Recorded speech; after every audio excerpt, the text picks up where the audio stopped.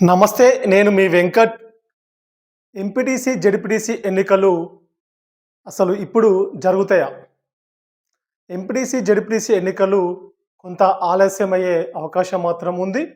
ముందుగా మన ఏవిఎం తెలుగు ఛానల్‌ని ప్రతి ఒక్కరూ సబ్స్క్రైబ్ చేయండి. బెల్ బటన్ నొక్కండి. ఈ వీడియోను మాత్రం పూర్తిగా చూడండి. చివరి వరకు చూసి 10 మందికి షేర్ చేయండి. లైక్ చేసి షేర్ చేయండి. ఎంపీటీసీ, జెడ్పీటీసీ ఎన్నికలు ఎందుకు ఆలస్యం అవుతా ఉన్నాయి అసలు? నిజంగా ఎంపీటీసీ, జెడ్పీటీసీ ఎన్నికలనేటివి నిజంగా అసలు ఈ ఎన్నికలు జరుగుతాయా? లేదా? ముఖ్యంగా మనం ఒక్కసారి పూర్తి స్థాయిలో గమనించినట్టయితే తెలంగాణ రాష్ట్ర ప్రభుత్వము 99 రోజుల ప్రజాపాలన, ప్రగతి పాలన అనే ఒక విధంగా ఒక నూతన కార్యక్రమాన్ని రాష్ట్ర ప్రభుత్వం తీసుకొని గత కొన్ని రోజుల క్రితం కలెక్టర్లతోటి ముఖ్యమంత్రి ప్రత్యేక సమావేశాన్ని ఏర్పాటు చేసి దాని యొక్క కార్యాచరణ రూపొందించడం జరిగింది. అంటే ఈరోజు మార్చి 6వ తేదీ నుంచి 99 రోజుల ఒక పరిపాలన విధానంపై గ్రామాలలో, ముఖ్యంగా పల్లెల్లో ఒక పూర్తి స్థాయిలో ప్రగతి ప్రణాళిక, ప్రజాపాలన ప్రగతి ప్రణాళిక కార్యక్రమాన్ని ప్రారంభించడం జరుగుతూ ఉంది ఈరోజు. అంటే ఈరోజు నుంచి మార్చి 6వ తేదీ నుంచి జూన్ 12వ తేదీ వరకు ఈ యొక్క కార్యక్రమము తెలంగాణ రాష్ట్రంలో ఉన్నటువంటి అన్ని గ్రామాలలో ఈ యొక్క కార్యక్రమము కొనసాగుతూ ఉంటుంది. అంటే ప్రతి ఒక్క డిపార్ట్మెంట్ నుంచి, ప్రతి ఒక్క శాఖ నుంచి అధికారులు ఈ యొక్క గ్రామాలలో గ్రామ సభలు నిర్వహించడము, ఆ యొక్క గ్రామ సభలలో ప్రతి ఒక్క అధికారులు పాల్గొని గ్రామాల్లో ఉన్నటువంటి అభివృద్ధి కార్యక్రమాల గురించి చర్చించడము, ఆయా గ్రామాలలో ఏ గ్రామంలో ఏ కార్యక్రమం అవసరం ఉంది, ఏ సమస్య ఉందని గుర్తించి వాటిపై రూపొందించుకునే అవకాశం ఉంటుంది. సరే, ఇప్పుడు మనం అసలు ఎంపీటీసీ, జెడ్పీటీసీ ఎన్నికలు నిజంగా అసలు జరుగుతాయా? అసలు జరగయా? ఒక పక్క అసలు ఎంపీటీసీ, జెడ్పీటీసీలను కూడా ఒక పక్క రద్దు చేసే అవకాశం ఉంది అని ఒక చర్చ మాత్రం జరుగుతూ ఉంది. వాస్తవమైన విషయమే. అయితే ఇక్కడ మనం గమనించాల్సింది ఏంటంటే కొంత ఆలస్యం, అంటే గ్రామాలలో ఇంకా పూర్తి స్థాయిలో కొంత ఇంటెలిజెంట్ రూపంలో కొంత రాష్ట్ర ప్రభుత్వానికి ఒక నివేదిక రావడము, గ్రామాలలో ప్రజలలో ఇంకా ప్రభుత్వం పూర్తి స్థాయిలో ప్రజల మన్ననలు కొంత అక్కడక్కడ కొంచెం ప్రజల నుంచి కొంత అక్కడ ఆదరణ కొంచెం తగ్గుతూ ఉంది. కాబట్టి పూర్తి స్థాయిలో ప్రజల మద్దతును కూడగట్టుకునే ప్రయత్నం చేసే ప్రయత్నం మాత్రం రాష్ట్ర ప్రభుత్వం శ్రీకారం చుట్టింది. అంటే అధికార యంత్రాంగాన్ని పూర్తి స్థాయిలో గ్రామ స్థాయిలోకి పంపించడము, ఆ గ్రామ స్థాయిలో ఉండడము, అధికారులు, ప్రభుత్వ అధినేతలు, ముఖ్యంగా రాజకీయ నాయకులు కావచ్చు, ప్రజాప్రతినిధులను కూడా పూర్తి స్థాయిలో ప్రజల మధ్య ఉండే విధంగా ఒక కార్యక్రమాన్ని మాత్రం శ్రీకారం చుట్టడం జరిగింది. సరే, దీంట్లో ఎంతవరకు సక్సెస్ అవుతారు అంటే ప్రజల మైండ్ సెట్ని అంతా కూడా ప్రభుత్వం వైపు తీసుకొచ్చే ప్రయత్నం మాత్రం చేయడం జరుగుతూ ఉంది ఇక్కడ. సరే, ఆ పనులు జరుగుతాయా జరగయా అనేది తర్వాత విషయం. కానీ ప్రజల మైండ్ సెట్ను పూర్తి స్థాయిలో డైవర్ట్ చేసి ప్రభుత్వం వైపు, రాష్ట్ర ప్రభుత్వం వైపు, అంటే ప్రభుత్వం అధికారంలో ఉంటేనే పనులు జరుగుతాయి, అధికారంలో ఉంటేనే మాత్రమే పనులు జరిగే విధంగా అవకాశం ఉంటుంది. ఈ రాష్ట్ర ప్రభుత్వము ఇన్ని రకాల అభివృద్ధి కార్యక్రమాలు గ్రామాల్లో చేపడుతూ ఉంది. కాబట్టి రానున్న ఎన్నికల్లో, ముఖ్యంగా ఎంపీటీసీ, జెడ్పీటీసీ ఎన్నికల్లో అధికార పార్టీకి సంబంధించినటువంటి అభ్యర్థులకు అవకాశం ఇస్తే, అధికార పార్టీకి సంబంధించినటువంటి అభ్యర్థులను గెలిపిస్తే మరింత అభివృద్ధి జరిగే అవకాశం ఉంటుంది అనే ఒక చర్చను తీసుకొచ్చే ప్రయత్నం మాత్రం గ్రామాలలో ఇది ఒక సదావకాశంగా రాష్ట్ర ప్రభుత్వము, కాంగ్రెస్ పార్టీ దీన్ని పూర్తి స్థాయిలో వినియోగించుకునే అవకాశం ఉంటుంది. ఎందుకంటే రాష్ట్ర ప్రభుత్వం ద్వారా జరిగేటువంటి ఈ యొక్క కార్యక్రమాలన్నిటి కూడా ప్రభుత్వ అధికారులు గ్రామ స్థాయి నుంచి మండల స్థాయి, జిల్లా స్థాయి అధికారులు అందరూ గ్రామాలలో పర్యటించి క్షేత్రస్థాయిలో సమావేశాల్లో పాల్గొని ప్రజల నుంచి వచ్చేటువంటి వినతులను స్వీకరించే అవకాశం ఉంటుంది. దీంట్లో స్థానిక ఎమ్మెల్యేలు, మంత్రులు కూడా పాల్గొనే అవకాశం ఉంటుంది. అక్కడ మండల స్థాయి నాయకులు, ప్రజాప్రతినిధులు, వివిధ రంగాల్లో ఉన్నటువంటి కార్పొరేషన్ చైర్మన్లు కూడా, ప్రభుత్వ అధినేతలు కూడా అక్కడ పాల్గొని మాట్లాడే అవకాశం ఉంటుంది. కొంత ప్రజలతోటి మమేకమయ్యే అవకాశం, ప్రజలతోటి కొంత సంబంధం పెరిగే అవకాశం ఇక్కడ వారికి కాంగ్రెస్ పార్టీ నాయకులకు, ముఖ్యంగా ప్రభుత్వ అధినేతలకు ఇక్కడ అవకాశం రాష్ట్ర ప్రభుత్వం మనకు ఈ రూపంలో ఇచ్చిందని కూడా మనం చెప్పవచ్చు.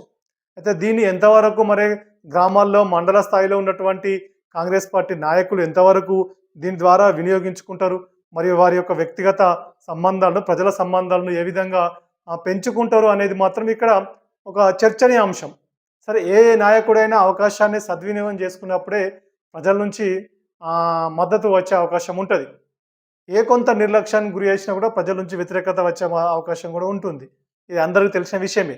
అది ఇక్కడ ప్రభుత్వ కార్యక్రమాలు, ప్రతి కార్యక్రమం కూడా గ్రామాల్లో ఉన్నటువంటి ప్రతి అంశాన్ని ఒక చర్చనీయాంశంగా అంశం చేసి వాటిని పరిష్కరించేది ప్రభుత్వ అధినేతలు, రాష్ట్ర ప్రభుత్వం మాత్రమే ఈ యొక్క కార్యక్రమాలన్నీ చేపడుతుందని ప్రజలకు వివరించే అవకాశం కాంగ్రెస్ పార్టీ నాయకులకు, కార్యకర్తలకు మాత్రం ఈ విధంగా వచ్చే అవకాశం. సరే, మరి దీన్ని ఎంతవరకు సక్సెస్ చేస్తారు? మరి నిజంగా తూతూ మంత్రంగానే ఈ యొక్క సమావేశాలు జరుగుతాయా? మరి గ్రామాలలో నిజంగా సమస్యలను గుర్తించి పరిష్కరించే అవకాశం ఉందా అనేది రానున్న రోజుల్లో తేలనుంది. మరి ఎంపీటీసీ, జెడ్పీటీసీ ఎన్నికలు పూర్తి స్థాయిలో జరిగితే ఎలా? అంటే జూన్ 12వ తేదీ వరకు 99 రోజుల కార్యక్రమం ఈ విధంగా కొనసాగుతుంది కాబట్టి, మరి ఈ 99 రోజుల తర్వాతనే ఒకవేళ ఎన్నికలు రాష్ట్ర ప్రభుత్వము జరపాలని అనుకుంటే, ఒకవేళ నిజంగా ఎంపీటీసీ, జెడ్పీటీసీ ఎన్నికలను నిర్వహించాలని రాష్ట్ర ప్రభుత్వము డిసైడ్ అయితే, నిర్ణయం తీసుకుంటే జూన్ 12 తర్వాతనే ఎన్నికలు వచ్చే అవకాశం ఉంటుంది. అంటే 99 రోజుల ప్రగతి ప్రణాళిక కార్యక్రమం గ్రామాలలో యథావిధంగా జరుగుతుంది కాబట్టి ఈ మధ్యలో నోటిఫికేషన్ వచ్చే అవకాశం లేదు. అంటే ఇంత ఒక 99 రోజుల ఈ యొక్క గ్యాప్ను, ఈ యొక్క అవకాశాన్ని రాష్ట్ర ప్రభుత్వము, కాంగ్రెస్ పార్టీ అంటే కొంత బీసీ రిజర్వేషన్ విషయంలో కూడా కొంత ఫైట్ చేయాలని ఒక ఆలోచన కావచ్చు, ముఖ్యంగా కేంద్ర ప్రభుత్వంపై కొంత ఒత్తిడి తీసుకురావాలని ఒక ఆలోచన కావచ్చు, ముఖ్యంగా బీజేపీ పార్టీని కొంత ఒత్తిడికి లోను చేసే ప్రయత్నం చేయాలని ఒక ఆలోచన కావచ్చు. అంటే ఇంత ఒక రాజకీయ కాంగ్రెస్ పార్టీ దీంట్లో కొంత ఫెయిల్ అయింది కాబట్టి రిజర్వేషన్ విషయంలో దీన్ని వినియోగించుకోవాలని పూర్తి స్థాయిలో కొంత ప్రణాళికతోటి ఇంటర్నల్గా రాజకీయాలు మాత్రం రిజర్వేషన్ వ్యవస్థను కొంచెం బీజేపీ పార్టీని కొంచెం బ్లేమ్ చేయాలని ఒక ప్రజలలో వ్యతిరేకత తీసుకురావాలని ప్రయత్నానికి మాత్రం వాడుకునే అవకాశం ఉంటుంది. సరే, దీంట్లో ఎంతవరకు సక్సెస్ అవుతారు వారు, మరి నిజంగానే కాంగ్రెస్ పార్టీ సక్సెస్ అవుతుందా లేదా అనేది భవిష్యత్ కాలమే నిర్ణయించే అవకాశం ఉంటుంది. అంటే వాళ్ళు ఏ విధంగా చేస్తారు, ప్రజలకు ఇచ్చినటువంటి మాట, ప్రజలకు ఇచ్చినటువంటి కమిట్మెంటు, ప్రజలకు ఇచ్చినటువంటి హామీలను నెరవేరుస్తేనే ప్రజల నుంచి మద్దతు వచ్చే అవకాశం ఉంటుంది. ముఖ్యంగా మనం గ్రామాలలో, ముఖ్యంగా కొంత రైతుల నుంచి మాత్రం కొంత వ్యతిరేకత మాత్రం అక్కడక్కడ కనబడతా ఉంది. ఎందుకంటే రైతు బంధు, రైతు భరోసా అనేది ఇప్పటి వరకు వేయకపోవడము, రైతులలో కొంత కాంగ్రెస్ పార్టీ, రాష్ట్ర ప్రభుత్వంపై కొంత నిర్లక్ష్యానికి గురవుతూ ఉన్నారు. వాస్తవమైన విషయం ఇది.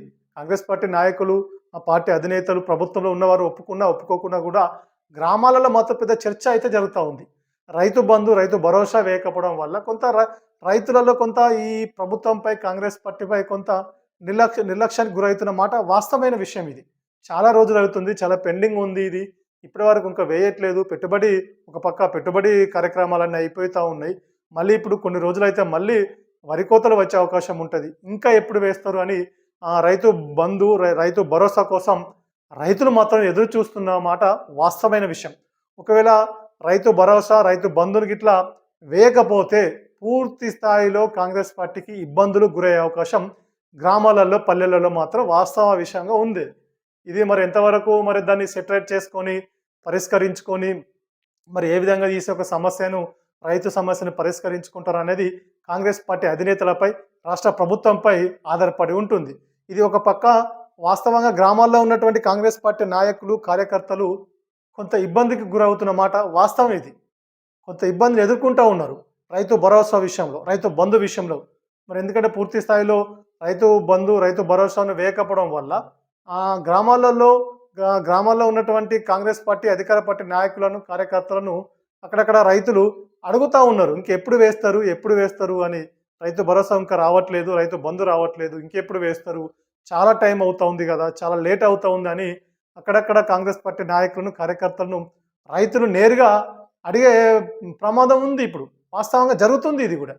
ఇది ఎవరు ఇక్కడ దీన్ని గుర్తించాలి, ఎవరు ఈ సమస్యను పరిష్కరించాలి? రాష్ట్ర ప్రభుత్వమే కదా. రాష్ట్ర ప్రభుత్వం పూర్తి స్థాయిలో రైతు భరోసాను, రైతు బంధును వేస్తేనే కదా గ్రామాల్లో కాంగ్రెస్ పార్టీ నాయకులు, కార్యకర్తలు స్వేచ్ఛగా తిరిగేది, స్వేచ్ఛగా వారి యొక్క ప్రజలతో మమేకమయ్యేది, రైతులతో మమేకమయ్యేది. మీరేం ఆలోచిస్తున్నారు? ఎన్నికల ముందు వేస్తామని ఆలోచిస్తే మాత్రం అది అట్టర్ ఫెయిల్ అయితారు. ఎందుకంటే మీరు ఆకలితో చంపి మీరు బిర్యానీతో తినిపించినా గూడా మీ వైపు వచ్చే అవకాశం ఉండదు. ఇది వాస్తవమైన విషయం గదా! ఆకలైనప్పుడే అన్నం పెట్టాలే గాని పూర్తి స్థాయిలో ఉపవాసం ఉంచి పూర్తి స్థాయిలో కడుపంతా ఎండబెట్టి తర్వాత నువ్వు బిర్యానీతోటి నువ్వు ఏదో ఇంకో అద్భుతంతోటి చేస్తావంటే గూడా ప్రజలు నమ్మే పరిస్థితి ఉండదు గదా! ఒక్కసారి వ్యతిరేకత ప్రారంభం కావద్దు. వ్యతిరేకత ప్రారంభం అది పీక్ లెవెల్‌లోకి పోయిన తర్వాత మళ్ళీ వెనక్కి తిరిగి వచ్చే అవకాశం ఉండదు. ఇది అందరికి తెలిసిన విషయమే. కానీ కొంత రైతు భరోసా విషయంలో, రైతు బంధు విషయంలో మాత్రం కొంత ప్రభుత్వం కొంత రైతుల మధ్య, ప్రభుత్వం మధ్యలో కొంత గ్యాప్ వచ్చిన మాట వాస్తవమైన విషయమే. ఈ విషయంలో కొంత సెటిల్ చేసుకొని కొంత ఇప్పటికైనా గమనించి పూర్తి స్థాయిలో రైతు భరోసాను, రైతు బంధును రైతులకు వెంటనే అందిస్తే కొంత కాంగ్రెస్ వైపు రైతులు గూడా మళ్ళే అవకాశం ఉంటుంది. ఇది వాస్తవమైన విషయం ఇది. గ్రామాలలో ఇప్పుడు కాంగ్రెస్ పార్టీ గెలవాలంటే గూడా కాంగ్రెస్ పార్టీ కార్యకర్తలు, నాయకులే గదా పనిజేసేది. జెండా పట్టుకొని మోసేది ఎవరు గ్రామాలలో? బడా నాయకులు గాదు గదా! మామూలు కార్యకర్తలే గదా! మామూలు కార్యకర్తలు కష్టపడి పనిజేసినప్పుడే గదా బడా నాయకులు గెలిచేది.